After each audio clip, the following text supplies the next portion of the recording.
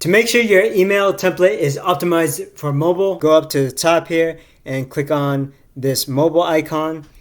We can see that our logo needs to be enlarged, so we'll click on that element, go to the left panel and change pixels to %, and that looks much better. Remember that phones come in all kinds of screen sizes, so what may look good in this preview mode may not translate to other phone screens. Click through various objects, various elements in your template. In the left panel, click on the layout section to make sure that the pixels or the % of the width are appropriate. So if you click on various objects, for example, images, check the different text elements, check these title sections, check buttons, check any of the spacing with the padding and the margin. You can click on preview and test at the top to make sure everything looks right. Toggle the preview to mobile.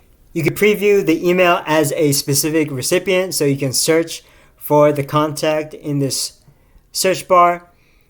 If you go to the top of this modal, you can also preview it in various email clients. Also send test emails to specific recipients. If you're satisfied with your design, click on Save and Quit in the upper right corner.